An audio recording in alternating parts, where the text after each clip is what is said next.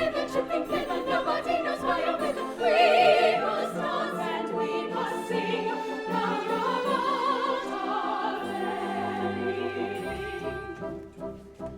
We are 80 little fairies, ever singing, ever dancing.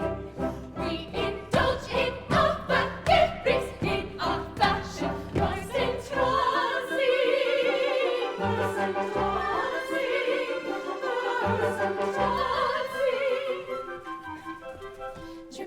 Tripping thither, nobody knows why or whither.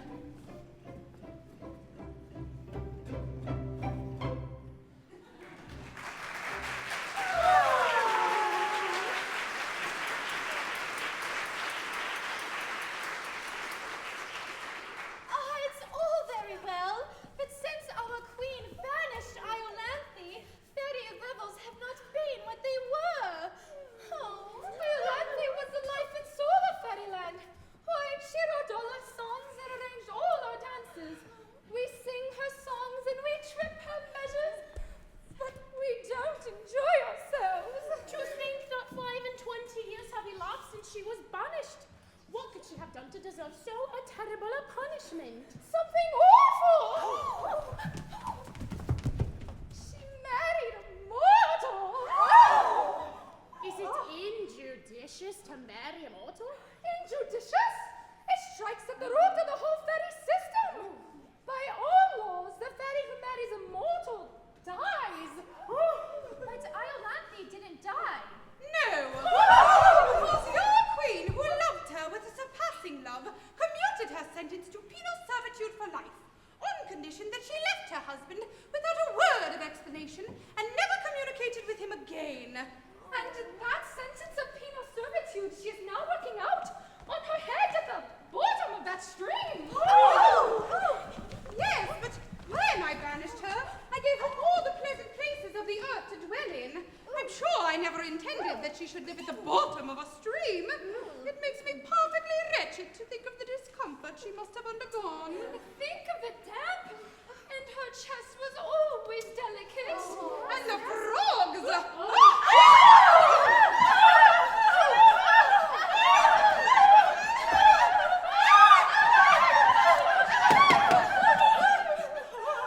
I never shall enjoy any peace of mind until I know why Iolanthe went to live among the frogs.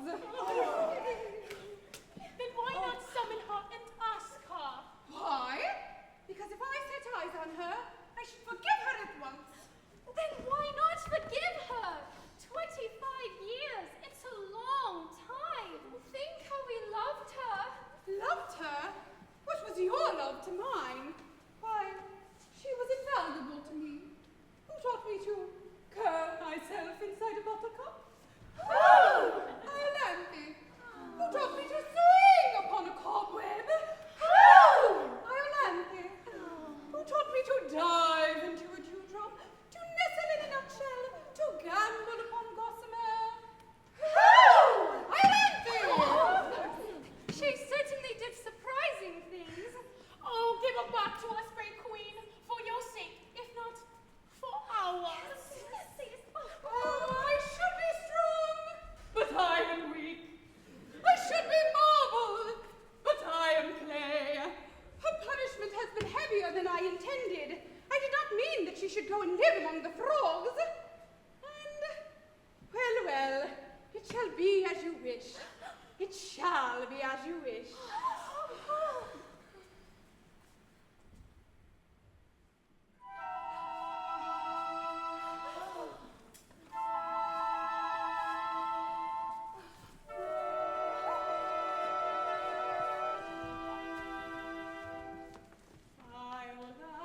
Iolanthe, from thy dark exile thou art summoned.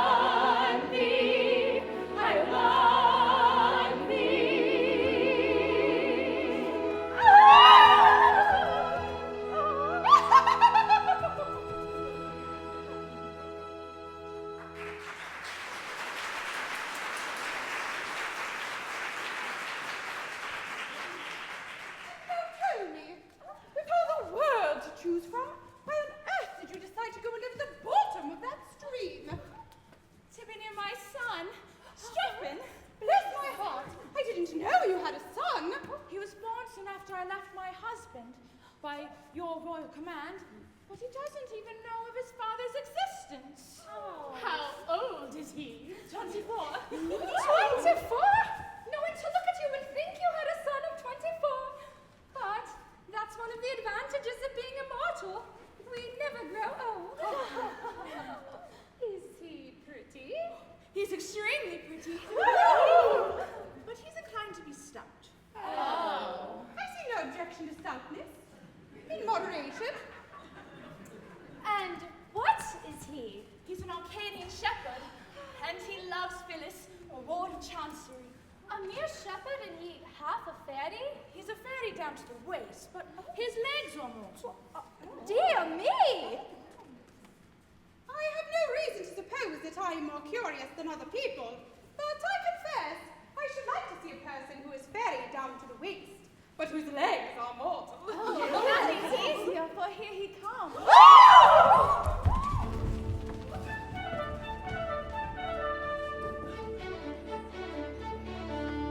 Good morrow, good mother. Good mother, good morrow. By some means or other, pray banish your sorrow. With joy beyond telling, my bosom is swelling, so join in our measured expression of pleasure, for I'm to be married today, today. Yes, I'm to be married today. Yes, he's to be married today, today. Yes, he's to be married today.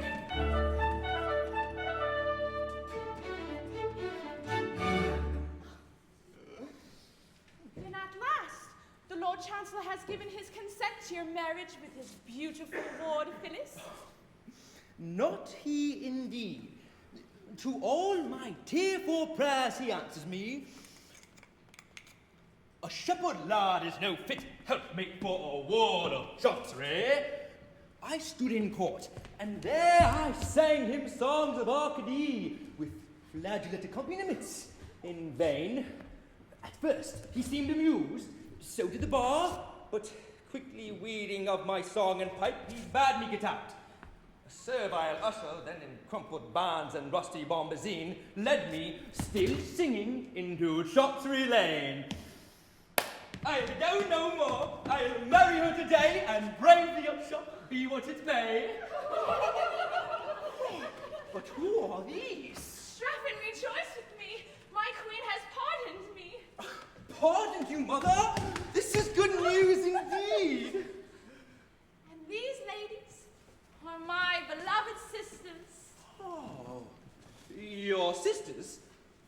Then they are my aunts. A pleasant piece of news for your bride on her wedding day. Oh, hush.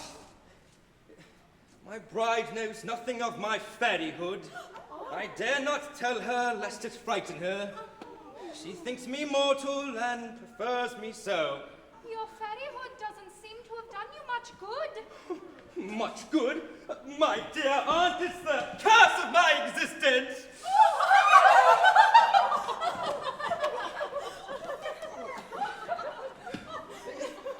What's the use of being half a fairy? My body can creep through a keyhole, but what's the good of that when my legs are left kicking behind? I can make myself invisible, down to the waist, but that's no good when my legs remain exposed to view. My brain is a fairy brain, but from the waist downward I'm a gibbering idiot. My upper half is immortal, but my lower half grows older every day, and someday or other must die of old age. What's to become of my upper half once I've buried my lower half, I really don't know. But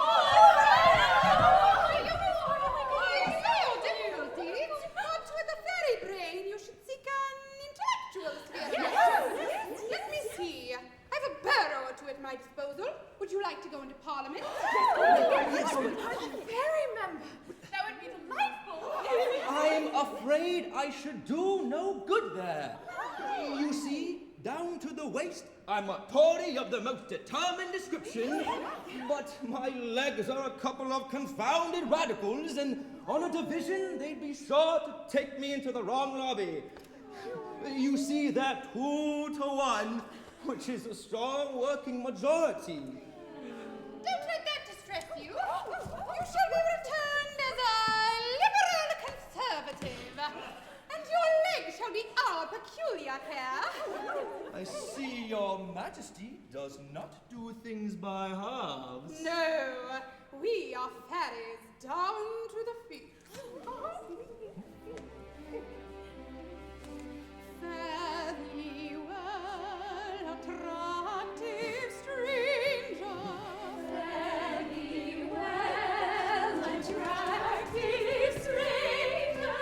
Shouldst thou be in doubt or danger, peril or perplexity, call us and we'll come to thee.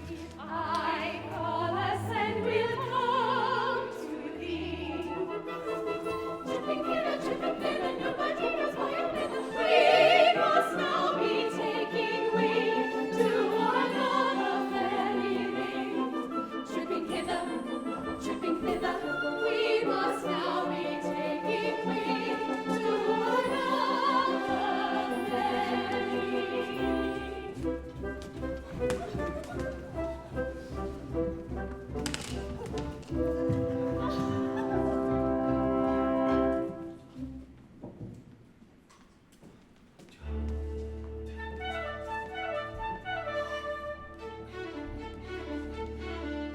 Good morrow, good lover, good morrow. I pray thee discover, still purchase or borrow, some means of concealing the care you are feeling and drawing in a measure expressive of pleasure. For we to be married today. Yes, we're to be married today. Yes, we are to be married today. Yes, we are to be married today.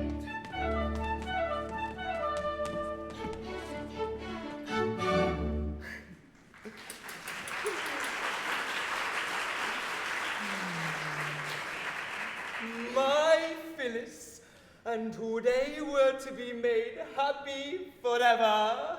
Well, we're to be married. It's the same thing. I suppose it is. But, oh, Strephon, I tremble at the step I'm taking. I believe it's penal servitude for life to marry a ward of court without the Lord Chancellor's consent. I shall be of age in 2 years. Don't you think you could wait 2 years? 2 years? Have you ever looked in the glass? No, never. Here, look at that, and tell me if you think it's rational to expect me to wait 2 years. No! You're quite right. It's asking too much. One must be reasonable. Besides, who knows what will happen in 2 years? Why, you might fall in love with the Lord Chancellor himself by that time. Yes, he's a clean old gentleman. As it is, half the House of Lords are sighing at your feet. The House of Lords are certainly extremely attentive.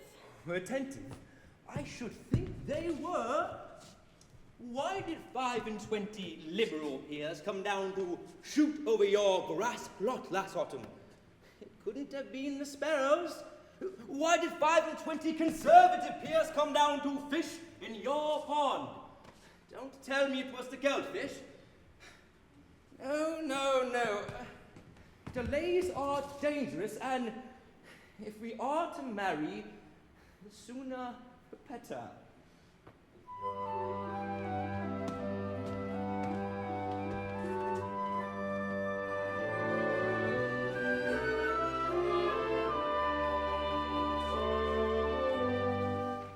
None shall part us from each other, one in life and death are we, moving all to one another. I to thee in thought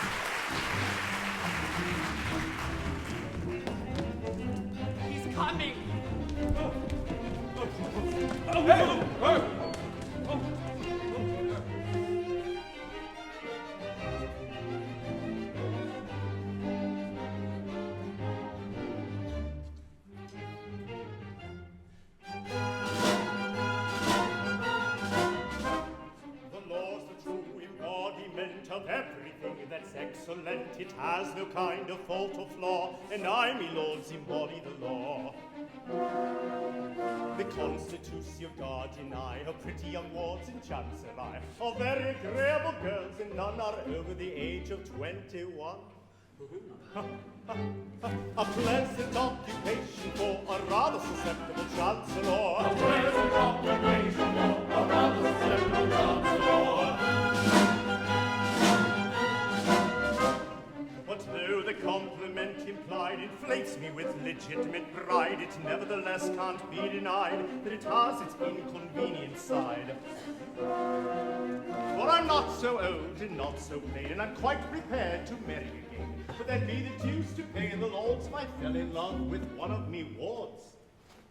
Which rather tries my temper for, I'm such a susceptible Chancellor. Which rather tries his temper for, he's such a susceptible Chancellor. And everyone who'd marry a ward must come to me for my accord, and in my court I sit all day, giving agreeable girls away. With one for him, and one for he, and one for you, and one for ye, and one for thou, hello, and one for thee. But never, oh one for me. It is exasperating for a highly susceptible Chancellor. It is exasperating for a highly susceptible Chancellor.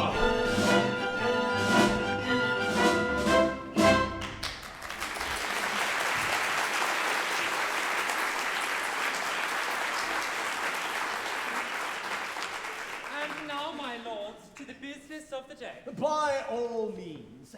Phyllis, who is a ward of court, has so powerfully affected your lordships that you have appealed to me in a body to give her to whichever one of you she may think proper to select. And the noble lord has gone to her cottage to request her immediate attendance. You. Oh! It would be idle to deny that I myself have the misfortune to be singularly attracted by this young person. My regard for her is rapidly undermining my constitution. 3 months ago, I was a stout man. No! Yes! I need say no more. If I could reconcile it with my duty, I should unhesitatingly award her to... myself. For I can conscientiously say that I know no man who is so well fitted to render her exceptionally happy. Hear, hear. But such an award would be open to misconstruction, and therefore, at whatever personal inconvenience, I waive my claim. My lord, I desire on the part of this house to express its sincere sympathy with your lordship's most painful position. I thank your lordships. The feelings of a Lord Chancellor who is in love with a ward of court are not to be envied. What is his position? Can he give his own consent to his own marriage with his own ward? Can he marry his own ward without his own consent? And if he marry his own ward without his own consent, can he commit himself for contempt of his own court? And if he commit himself for contempt of his own court, can he appear by counsel before himself to move for arrest of his own judgment? I don't know. Ah, my lords, it is indeed painful to have to sit upon a woolsack which is stuffed with such thorns as these. My lord, I have much pleasure in announcing that I have succeeded in inducing the young person to present herself at the bar of this house. Oh,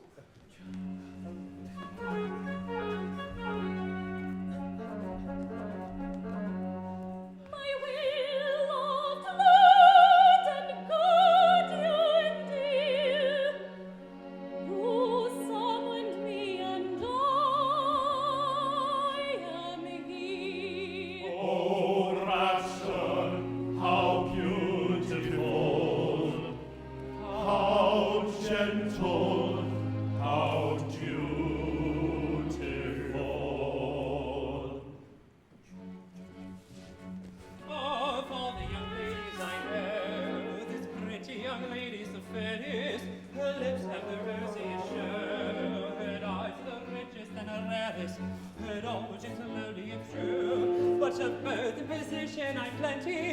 I've grammar and spelling taught you, and third in behavior for 20.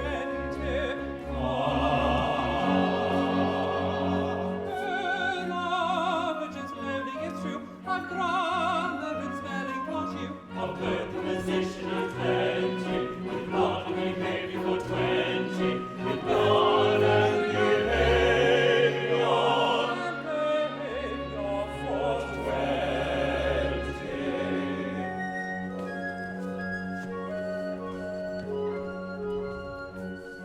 Though the views of the House have diverged on every conceivable motion, on questions of party unheard, in a frenzy of love and devotion, if you ask us distinctly to say what party we claim to belong to, we reply without doubt or delay, the party we're singing this song to. If you ask us distinctly to say, we reply without doubt or delay, the party we claim to belong to is the party we're singing this song to. The party we claim to belong to is the party we're singing this song to.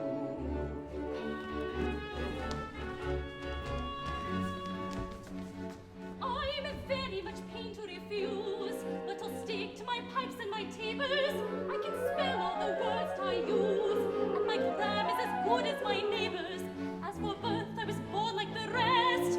My behaviour is rustic but hearty, and I know where to turn for the best when I want to put in Iolanthe. The station is none of the best. I suppose she was born like the rest. She knows where to look for a party when she wants a particular party. She knows where to look.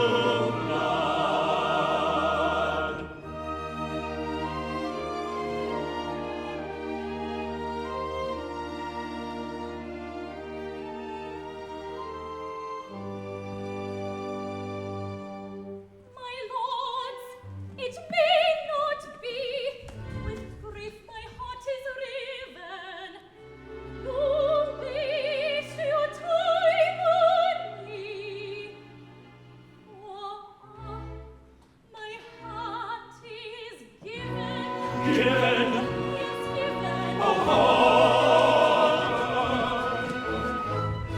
And who has dared to brave our high displeasure, and thus defy our definite command? Oh, 'tis I, young Strephon, mine this priceless treasure.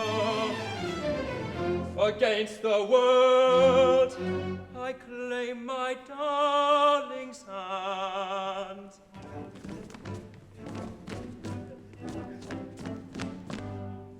A shepherd A shepherd he, of Arcady, of Arcady, betrothed are we, betrothed are they, and means to be espoused today. A shepherd he, of Arcady, a shepherd he, of Arcady, betrothed is he, and means to be espoused today. Leave this flow was the sound of dagger, the movement of the stagger. In each heart, proud of being an Italy, let's depart, dignified and stately. Let's depart, dignified and stately, dignified and stately, dignified and stately, dignified and stately. dignified and stately, dignified and stately.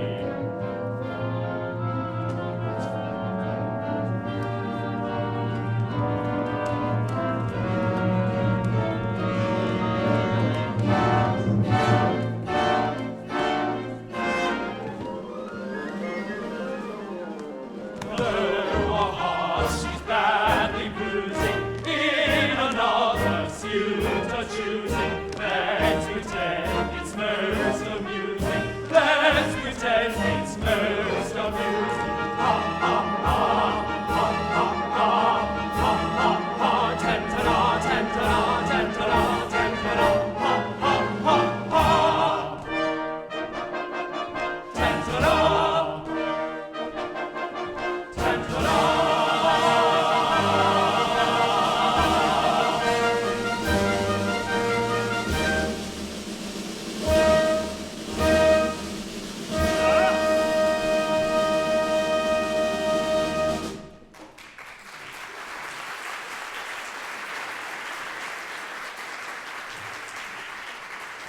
Now, sir, what excuse have you to offer for having disobeyed an order of the Court of Chancery?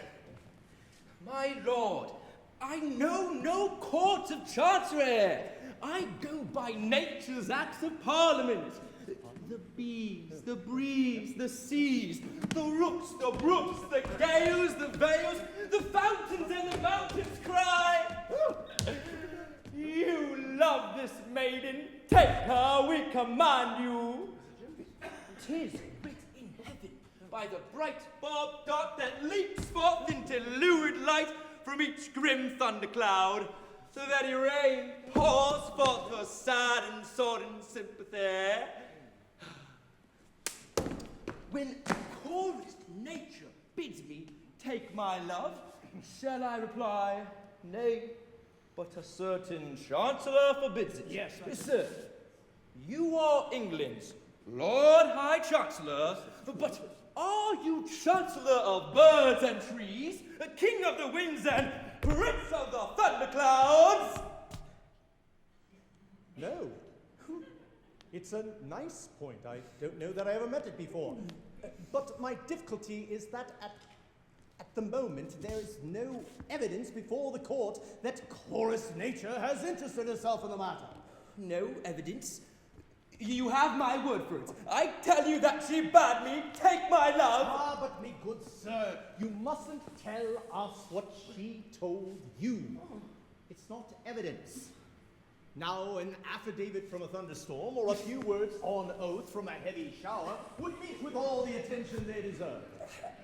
And have you the heart to apply the prosaic rules of evidence to a case which bubbles over with poetical emotion?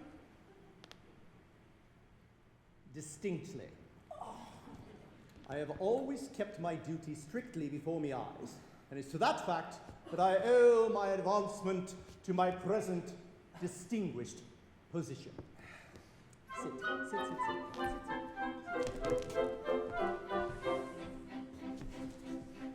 went to the bar as a very young man, said I to myself, said I, I'll work on a new and original plan, said I to myself, said I. I'll never assume that a rogue or a thief is a gentleman worthy implicit belief, because his attorney has sent me a brief, said I to myself, said I.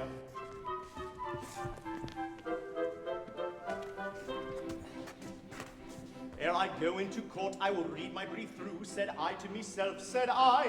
And I'll never take work I'm unable to do, said I to myself, said I. My learned profession I'll never disgrace by taking a fee with a grin on my face when I haven't been there to attend to the case, said I to myself, said I.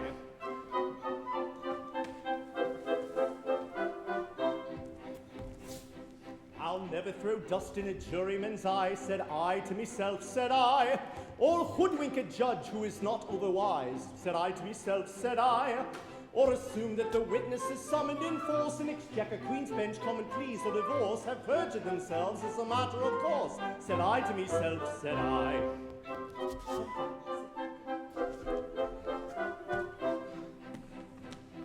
In other professions in which men engage, said I to myself, said I, the army, the navy, the church, and the stage.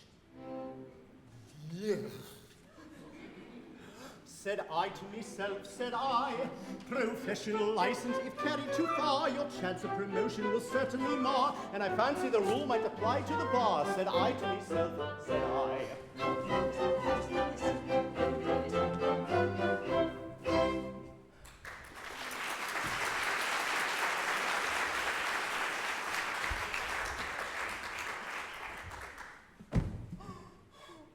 Oh, Phyllis. Phyllis, to be taken from you just as I was on the point of making you my own. Oh, it's too much. It's too much. Oh, my son in tears, and on his wedding day. Oh, my wedding day. Oh, Mother, weep with me, for the law has interposed between us, and the Lord Chancellor has separated us forever. The Lord Chancellor? Oh, if he did but know. If he did but know what?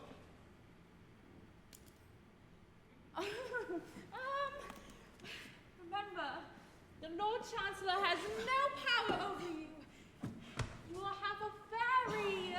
You can defy him down to the waist. Yes, but from the waist downward he can commit me to prison for years. Of what avails it that my body is free if my legs are working out 7 years penal servitude? True, but take heart. Our queen has promised you her special protection. I shall go to her and lay a peculiar case before her. My beloved mother, how can I repay the debt I owe you?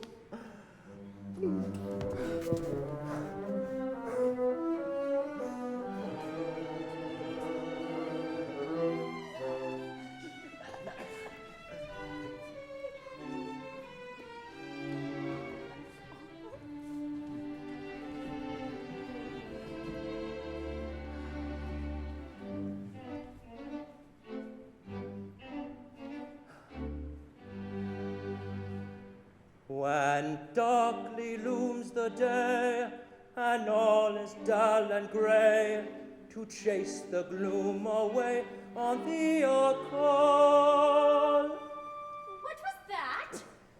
I think I heard him say that on a rainy day, to while the time away, on her he'd call. We think we heard him say that on a rainy day, to while the time away on her he'd call.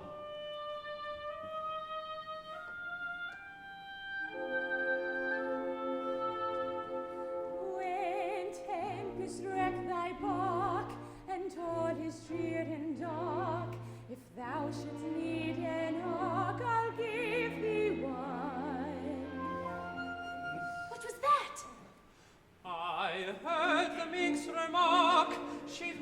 after dark, inside St. James's Park, and give him one. We heard the minx remark, she meets him after dark, inside St. James's Park, and give him one. The Prospects not so bad, my heart so sore and sad, may very soon be glad as summer sun. For when the sky is dark, and tempest wreck has bark, if I should need an I should give him one, give him one, give him one.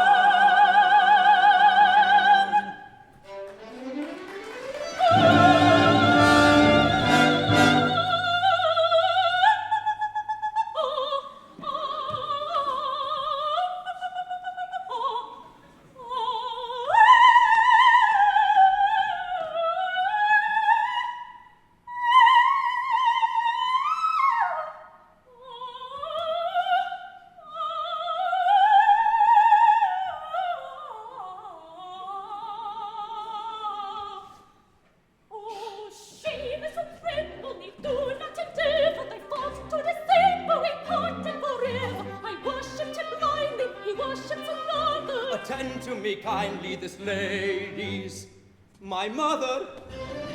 This lady's his what? This lady's my mother. This lady's his what? He says she's his mother.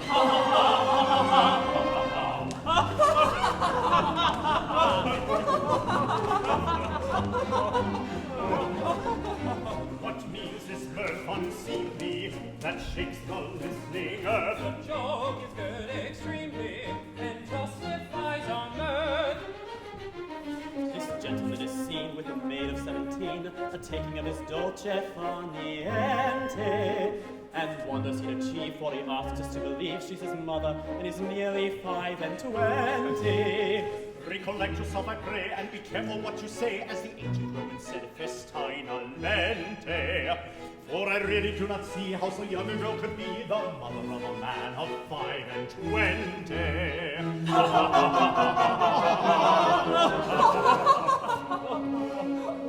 My Lord, of evidence I have no dearth.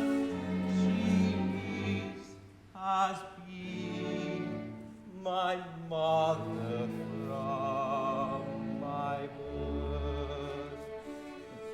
In babyhood upon her lap I'd lay, with infant food she'd moisten at my clay.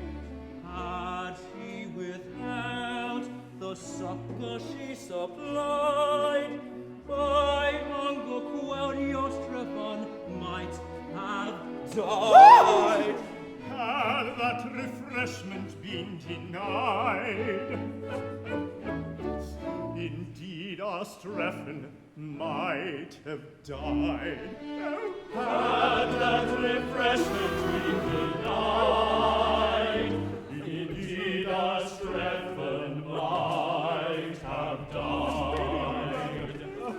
But as she's not his mother, it appears, while he's taught unnecessary tears, and by what laws should we so joyously rejoice because our Strephon did not die?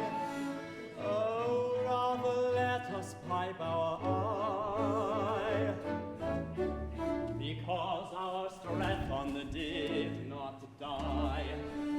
That's very true, let's pipe our eye, because our Strephon did not die.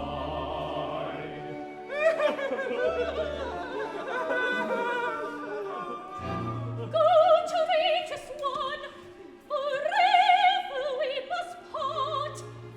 To one of you, my lords, I give my heart. Oh, rapture! Be Phyllis. Oh,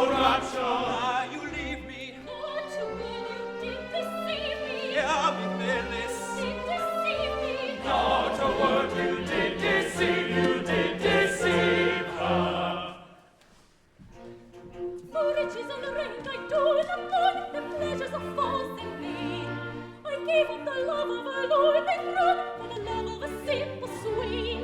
But now that simple swains the true, with sorrowful heart I turn to you. Let's sing, waking, ringing. A sorrowful heart, so what to do? The riches and rank that you may fall, the only means you use. So the richest and the rankiest of you all, my sorrowful heart shall choose. As none so noble, none so rich, as humble and lone, fine bitch.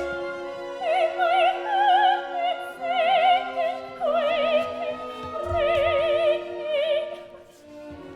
For one of you two, and I don't care which. To you I give my heart so rich. To which? I do not care. To you I yield. It is my doom. To whom? I'm not aware. I'm yours for life if you object. To whom? It's not fair. I'll be a countess. I'm not. Of what? I do not care. Lucky little lady, something's not just shady. Rank and single title, countess is the title. Yes, countess, countess, the title, the title.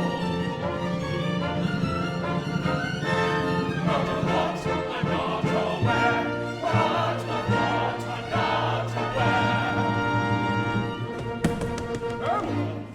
Can I inactive see my fortunes fade? No, no. Oh, oh. No, no. Oh, oh. Mighty protectress, hasten to my aid.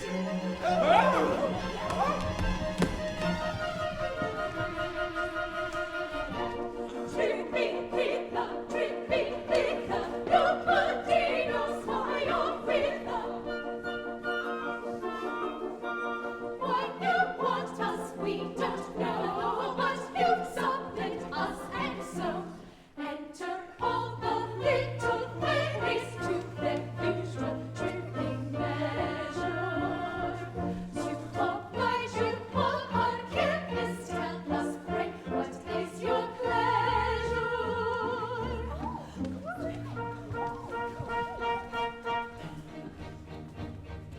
The lady of my love has caught me talking to another. Oh, fine, I'll step in his own. I tell her very plainly that the lady is my mother. Taradiddle, tong-a-ling. She won't believe my sacred anti-class. We must be parted because on a career of double dealings I have started. And gives a hand to one of these and leave me broken-hearted. Taradiddle, tong-a-ling. A cruel one to separate two lovers from each other. You've done him an injustice, for the lady is his mother. That female plastic service turn as well as any other. I didn't see her face, but if they fondled one another, and she's but 17, I don't believe it was his mother. Taradiddle, Tong-a-ling.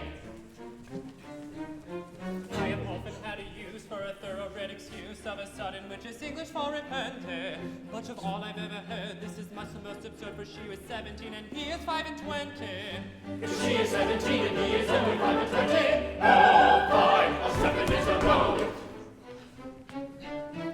Now listen, pray to me, for this paradox will be carried to nobody at all contradicente. Her age upon the date of his birth was -8. If she's 17 and he is 5 and 20. If she is 17 and he is only 5 and 20. To say she is his mother is an utter bit of folly. Oh, fine, a Strephon is a rogue. Perhaps his brain is addled and is very melancholy. Taradiddle, tong-a-ling. I wouldn't say a word that could be reckoned as injurious, but to find a mother younger than her son is very curious, and that's a kind of mother that is usually serious. Taradiddle, tong-a-ling.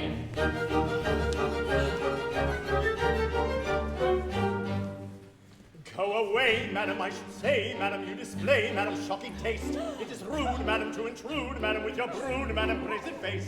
You come here, madam, interfere, madam, with the peer, madam, I am one. You're aware, madam, what you dare, madam, so take care, madam, and be gone. Let us say, madam, I should say, madam, they display, madam, shocking taste. It is rude, madam, to allude, madam, to your brood, madam, brazen face. We don't fear, madam, any fear, madam, you're my dear, madam, this is one. They will stare, madam, unaware.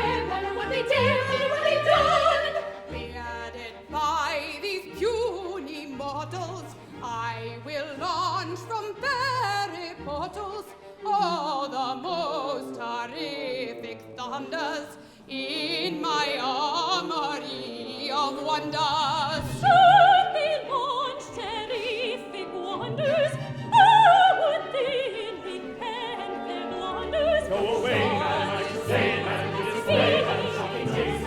It is rude, man, to the rude, man, to your bird, man, and raising face. You're a fear, man, you're a fear, man, you're a dear, man, with one. You're a fair, man, would you dare, man, would you care, man, would you dare, man, would you come? You're a fair, man, you dare, so take care, and be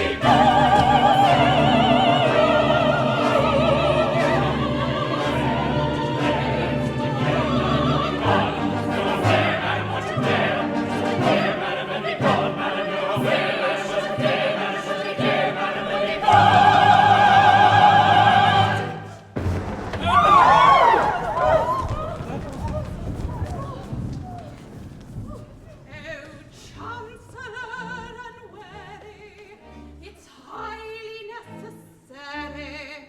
Your tongue to teach respectful speech, your attitude to vary, your baronet show airy, your manner arbitrary, are out of place when face to face with an influential fairy.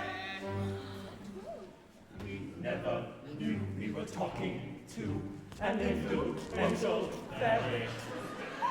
Plague on this vagary, I'm in a nice quandary of hasty tone with dames unknown. I ought to be more chary. It seems that she's a fairy from Anderson's library, and I took her for a proprietor of a lady's seminary.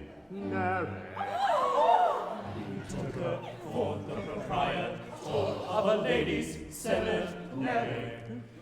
When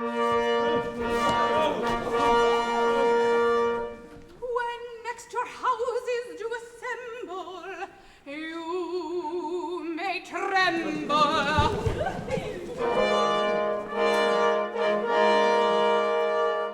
Our wrath when gentlemen offend us is tremendous.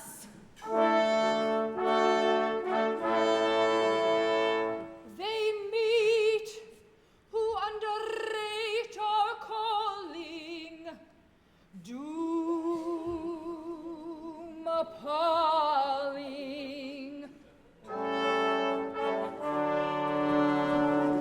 Take down our sentence as we speak it, and he shall wreak it.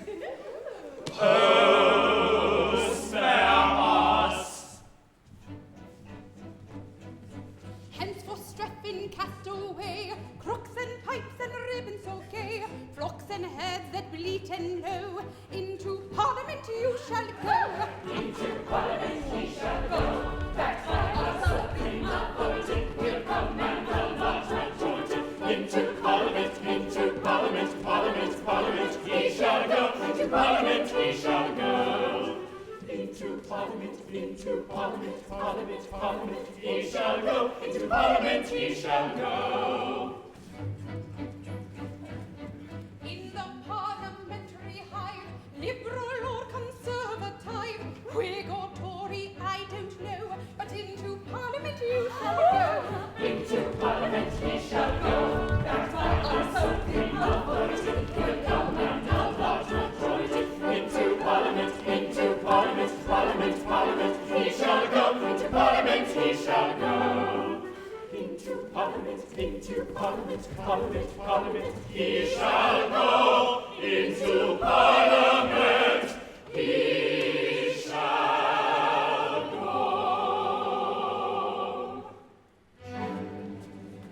Every bill and every measure that may gratify his pleasure, though your fury it arouses, shall be passed by both your houses. You shall sit, if he sees reason, through the grouse and salmon season. He shall end the cherished rights you enjoy on Friday night.